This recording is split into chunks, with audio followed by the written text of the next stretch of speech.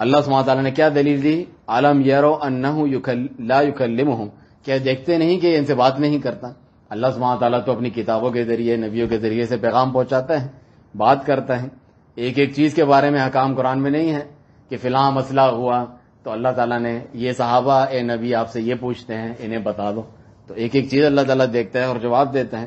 یہ تو نہ راہ کی طرف ہدایت دیتا ہے اور نہ بات کر سکتا ہے.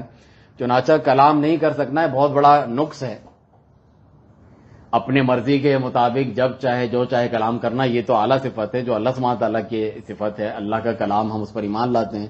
موسیٰ علیہ السلام سے کلام کیا، قرآن اللہ تعالیٰ کا کلام، اللہ کی صفت ہے. کتنے ایسے مسلمانوں میں گمراہ فرقے ہیں جو اللہ تعالیٰ کے کلام کے بارے میں صحیح عقیدہ نہیں رکھتے ہیں. جتنے بھی جو گمراہ جہمیہ وغیرہ گزرے ہیں اور عشائرہ ماتریدیہ جو ہمارے ہاں صوفی دیوبندی بریلوی کہلاتے ہیں، اللہ تعالیٰ کے کلام کے تعلق سے کہ وہ اللہ کی صفت ہے، اللہ تعالیٰ جب چاہے جس طرح چاہے کلام کرتا ہے، جو حروف کے ساتھ ہوتا ہے، آواز کے ساتھ ہوتا ہے، جو ہم عقیدے کی کتابیں پڑھاتے تھے، جس کو سنا جا سکتا ہے اور انبیاء کرام سنتے تھے، جبرائیل علیہ السلام سنتے تھے، آگے پہنچاتے تھے. یہ ہمارے اس کے بارے میں عقیدہ، ان کا یہ عقیدہ ہی نہیں ہے. ان کا تو ہے اللہ سبحانہ تعالیٰ جو ہے کلام نفسی ہے، یعنی کلام کرنے کی جو ہے صفت اس کے اندر، اس کی ذات کے اندر موجود ہے. یہ نہیں کہ باقاعدہ اس کو کوئی سن سکتا ہے، کوئی حروف ہوتے ہیں، کوئی آواز ہوتی ہے. وہ تو بس عبرانی زبان میں مفہوم بتا دو تو وہ تورات انجیل بن جاتا ہے. اسی کو عربی میں کوئی بتا دے آپ کو مفہوم وغیرہ، وہ قرآن بن جاتا ہے. تو یہ غلط عقیدہ ہے ان لوگوں کا. جبھی تو اتنی بڑی جسارتیں کرتے ہیں اور اللہ کے کلام کے تعلق سے غلط باتیں کرتے ہیں.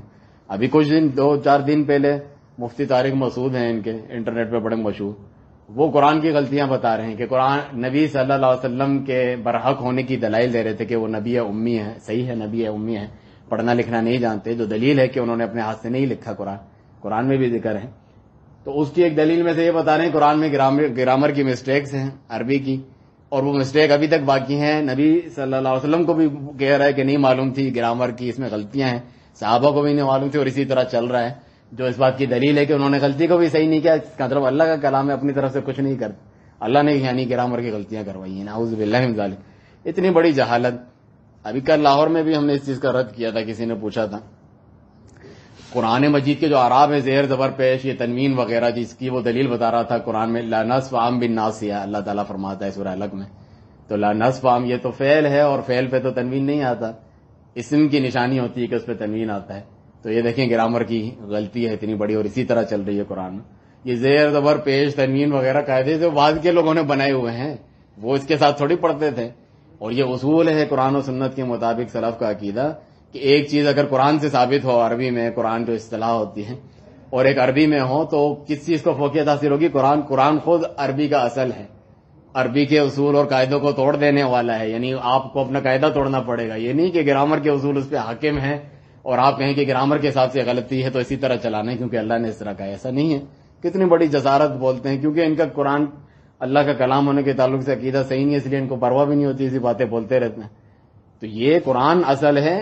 اگر کوئی قاعدے کے صرف و نحو گرامر کے قاعدے کے خلاف چیز آئے تو ہم یہ کہیں گے کہ یہ قاعدہ کے ایکسیپشنل کیسے عربی زبان میں یہ اس طرح ہونا چاہیے جو اللہ تعالیٰ نے فرمایا ہے. خود عرب جاہلیت میں جو اتنے مشہور فصیح و بلیغ شاعر تھے، اسی پہ تو ان کو فخر تھا جو قرآن نازل کیا اللہ تعالیٰ نے، اور کہا کہ ایک سورت لے آؤ، ایک سورت نہیں ایک آیت لے آؤ، تو وہ نہیں لا سکے. وہ بھی عربی دان تھے اور سب کو جو اتنے بڑے بڑے اشعار کہتے تھے وہ لوگ، اور ایسے قافیے والے لوگ عقل دنگ ہو جاتی تھی. کعبے میں لکھ کے لگاتے تھے سبع معلقات وغیرہ جو ان کے مشہور تھے. تو وہ اس جیسا نہیں کلام لا سکیں.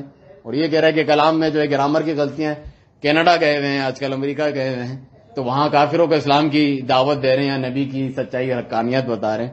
ایسے لوگوں کے سامنے ایسی بات کرنا تو اور نقصان دے گا دین کو. یعنی شک و شبہ پیدا کر دیا کہ قرآن بھی کوئی اتنا اوتھینٹک نہیں ہے گرامر کے اعتبار سے وغیرہ، اور چیلنج وغیرہ اتنا کوئی اللہ کا بڑا نہیں ہو تو اس میں خود غلطیاں ہیں، کیا چیلنج ہے؟ یہ تو ختم ہو گیا. تبھی تو یہ سلف، کیونکہ سلف کے طریقے پہ نہیں ہے اس لیے ان کو باتیں کرنا نہیں آتی. علی ابن ابی طالب رضی اللہ عنہ جو ہیں، صحیح بخاری میں ہے کہ فرماتے ہیں حدث الناس بما یعرفون، لوگوں کے سامنے ایسی بات کیا کرو جو ان کے ذہن کے لیول کے مطابق ہو. کیا تم چاہتے ہو اللہ اور اس کے رسول کا انکار کریں؟ اس روایت کا مطلب یہ ہے کہ تم ایسی بات کہو گے جو لوگوں کے سمجھ میں نہیں آئے گی، یار یہ کیا کہہ رہا ہے قرآن اور نبی کیا رہے ہیں، میں نہیں مانتا. حالانکہ وہ صحیح بات ہوگی لیکن بتانے کا انداز تمہارا صحیح نہیں ہے، تو تم سبب بنے اللہ اور رسول کو جھٹلانے کا لوگوں کے کم عقلی کی وجہ سے. علماء کرام تو اس سے بھی منع کرتے ہیں کہ قرآن کی جو آیات ہیں اس کی تلاوت جو مختلف لہجوں میں اللہ تعالیٰ نے نازل کیا ہے. عرب کے مختلف لہجے قریش اور دوسرے لہجے جو ہیں وہ سب صحیح ہیں. بعض الفاظ میں جو ہے تلفظ کی تبدیلی ہوتی ہے جو سنت سے ثابت ہے. صحیح بخاری میں حدیث ہے کہ عمر بن خطاب سورہ مریم پڑھ رہے تھے اور حکیم بن حزام رضی اللہ عنہ پڑھ رہے تھے. انہوں نے کہا تو غلط پڑھ رہا ہے, اس طرح نہیں ہے. تو انہوں نے کہا نبی صلی اللہ علیہ وسلم کے پاس چلو. عمر بن خطاب کہا تم پڑھ کے سناؤ. انہوں نے پڑھا اور حکیم رضی اللہ کو کہا تم پڑھ کے سناؤ. انہوں نے بھی پڑھا. دونوں کا تھوڑا مختلف تھا لیکن کہا تو بھی صحیح ہے. اللہ سبحانہ تعالیٰ نے عرب کے لہجے کے مطابق 7 قرات جو ہوتی ہیں نازل کیا ہے تو وہ دونوں صحیح ہیں. تو یہ جائز ہونے کے باوجود علماء کرام منع کرتے ہیں کہ آپ کے ملک علاقے جس طرح پاکستان انڈیا میں ہم حفظ عاصم کی روایت سے پڑھتے ہیں جو عام قرآن ہے نا, تو افریقی مختلف ممالک میں تھوڑا بہت تبدیلی لہجے کی ہوتی ہے اس میں, تو اس ملکوں میں ان علاقوں میں اس تلاوت سے نہ پڑھو جو جائز ہے مگر لوگوں کو نہیں پتا, عام آواز جاہل ہے. تم نماز میں پڑھ رہے ہو تو لوگ قرآن کے بارے میں بدزنی ہو جائے گی, دل میں تمہارے بارے میں ہو جائے گی, امام کو تو آتے نہیں اس نے آیت تبدیل کر دی ہے. یا پھر جو ہے قرآن تبدیل ہوتا ہے کہ مختلف علاقوں میں عام لوگ جاہل ہیں, کم علم یہ سمجھیں گے.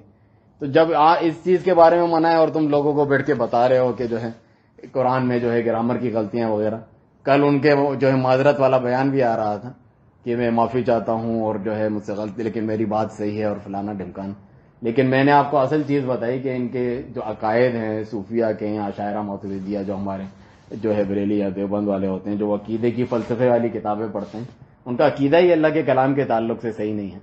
تو یہ اللہ کے کلام اتنی اہم چیز ہے, کوئی معمولی چیز نہیں ہے کہ اس سے کیا فرق پڑتا ہے باقی باتیں کرو, امت فلسطین کشمیر وغیرہ, جو اللہ سبحانہ تعالیٰ کی وجہ سے ہی ہم کسی کو غیرت دلاتے ہیں کہ مسلمان مر رہے ہیں کیونکہ وہ اللہ پر ایمان لائے ہیں. اور اللہ کو ہی ہمیں نہیں ماننا ہے, اس کی صفات کو ہی نہیں ماننا ہے, اس کی ذات کو ہی نہیں ماننا ہے, وہ سب سے کم اور معمولی چیز ہے جس کو بعد میں ہم طے کریں گے. تو پھر فائدہ ہی کیا ہے تمہارے یہ دینداری یا اسلام کا نام لینا؟ یہ تو عام سی بات ہے, یعنی انصاف عدل ہو تو ہر کوئی بات کرتا ہے. توحید کی بات, اللہ سبحانہ تعالیٰ کے نام اور صفات کی بات, یہ سب سے اہم ہونی چاہیے. آپ دیکھیں اللہ سبحانہ تعالیٰ نے اپنے کلام کو دلیل بنایا کہ میں عبادت کے لائق ہوں کیونکہ میں کلام کرتا ہوں, میں جواب دیتا ہوں. اور یہ جو بچڑا جس کی تم عبادت کر رہے ہو نہیں دیکھتے, الم یرو انہ لا یکلمہم, وہ تم سے بات نہیں کرتا. بات نہیں کرنا دلیل ہے کہ عبادت کے لائق نہیں ہے. تو کلام اتنی اہم صفت ہے اللہ سبحانہ تعالیٰ کی جس کو نہیں ماننے کی وجہ سے گویا کہ اللہ عبادت کے لائق نہیں ہے. پھر اللہ سبحانہ تعالیٰ دلیل بناتا ہے جو کلام کرنے کے لائق نہیں ہے, جواب دینے کے لائق نہیں ہے, دعا قبول کرنے کے لائق نہیں ہے, تو وہ بھی عبادت کے لائق نہیں ہے. وَلَا يَهْدِيهِمْ سَبِيلًا, کیونکہ آپ یہ دیکھیں شیخ فرماتے ہیں کہ جو کلام نہیں کرتا کتنا بڑا عیب ہے. تو جو جانور ہے وہ بھی بات کرتے ہیں, بول رہے ہوتے ہیں اپنی زبان میں, انسان بول رہا ہوتا ہے. تو انسان تو ہستی سے بھی زیادہ, معبود سے بھی زیادہ اعلیٰ ہو گیا کہ یہ بول بھی سکتا ہے, اپنے جو چاہتا ہے وہ کہہ بھی سکتا ہے, اور اللہ جو رب ہے وہ کلام نہیں کرتا. نعوذ باللہ من ذالک. وَلَا يَهْدِيهِمْ سَبِيلًا, اور نہ ان کو صحیح راستے کی طرف وہ کوئی رہنمائی کرتا ہے, نہ دنیا میں نہ دین میں کسی صحیح راستے کی طرف رہنمائی کرتا ہے. اللہ تعالیٰ تو ہر چیز کی رہنمائی کرتا ہے, کھانے پینے قضاء حاجت تک جانے کے اللہ سبحانہ تعالیٰ اپنے نبیوں کے ذریعے کام بھیجتا ہے. تو اپنی صفات کے بارے میں کیوں نہیں بتایا ہوگا اللہ نے؟ یقیناً بتایا ہے. لوگ اللہ سبحانہ تعالیٰ کی قدر نہیں کرتے جس طرح کرنی چاہیے, اس کے عزت احترام وقار اور روب دبدبہ ان کے دل میں نہیں ہوتا, تو پھر جو ہے وہ باقی چیزیں بدلتے رہتے ہیں. اللہ سبحانہ تعالیٰ کی توحید کو کوئی اہمیت نہیں دیتے. جو توحید کی بات کرتے ہیں اس کو سمجھتے ہیں کہ امت میں تفرقہ چاہتا ہے, لوگوں کی خیر خواہی نہیں چاہتا, مسلمان مر رہے ہیں اور اس کو جو ہے انہی چیزوں کی پڑی ہوئی. وہ مر اس وجہ سے رہے ہیں. یہ بنی اسرائیل ذلیل کیوں ہو گئے ابھی آگے آیت آئے گی, اسی اپنے شرک کی وجہ سے. ہم بھی پیر و فقیر و مزارہ والا شرک کرتے رہے اور اللہ تعالیٰ سبحانہ تعالیٰ کی طرف سے مدد نصرت کی امید رکھیں, نہیں ہو سکتا ہے. تو فرمایا کہ کتنی بڑی جہالت انہوں نے کی کہ نہ دین اور دنیا میں کوئی رہنمائی بھی وہ نہیں کرتا, نہ وہ بات کر سکتا ہے, نہ انہیں نفع و نقصان پہنچا سکتا ہے. یہ تو ابطل الباطل, سب سے بڑی باطل بات ہے اور سب سے بڑی جہالت اور بیوقوفی ہے اور سب سے بڑا ظلم ہے. ان الشرک لظلم عظیم. لوگ ظلم و ستم کی بات کرتے ہیں, حکومت نے ظلم کیا, لوگوں نے آپس میں ظلم کیا, فلانے نے غیروں نے ہمارے اوپر ظلم کیا. سب سے بڑا ظلم تو اللہ سبحانہ تعالیٰ کے ساتھ شرک کرنا ہے, اس کے بارے میں تو کوئی بات نہیں کرتا. اتخذوہ وکانوا ظالمین, اللہ فرماتا ہے انہوں نے وہ بچڑا بنا لیا تھا اور وہ ظالم تھے. کیوں ظالم تھے؟ ظلم کہتے ہیں ایک چیز جو اس کا حق بنتا ہے کہ یہاں پہ رکھنا چاہیے اس کو اٹھا کے کہیں اور رکھ دو. عبادت کس کا حق بنتا ہے؟ اللہ سبحانہ تعالیٰ کا. تم کسی نبی ولی یا کسی بھی چیز بت کو بچڑے کو دے دو تو تم نے ظلم کیا, عدل نہیں کیا, شرک کیا. اتخذوہ وکانوا ظالمین, کیونکہ انہوں نے عبادت کو اس کے غلط مقام پہ رکھا, اللہ سبحانہ تعالیٰ کے ساتھ شرک کیا جس کی اللہ نے کوئی دلیل نازل نہیں کی، اس میں دلیل ہے کہ جو اللہ کے کلام کا انکار کرتا ہے تو اللہ کی الوہیت کی خاص صفات میں سے ایک صفت کا اس نے انکار کیا، کیونکہ اللہ سبحانہ تعالیٰ نے کلام نہ کرنے کو دلیل بنایا کہ وہ عبادت کے لائق نہیں، جو کلام نہیں کر سکتا وہ عبادت کے لائق نہیں ہے۔ تو تم یہ جو بدعتی لوگ ہیں، اللہ سبحانہ تعالیٰ کلام نہیں کرتا اور چھڑا نہیں جا سکتا، تو پھر وہ عبادت کے لائق کیوں ہے؟ تم کلام کر سکتے ہو، مولوی صاحب تمہارے جو ہے جو اللہ کے کلام کا انکار کر رہے ہیں، اسے شرم و حیا نہیں آتی، اور اللہ سبحانہ تعالیٰ کے بارے میں کہہ رہا ہے کہ وہ کلام نہیں کرتا۔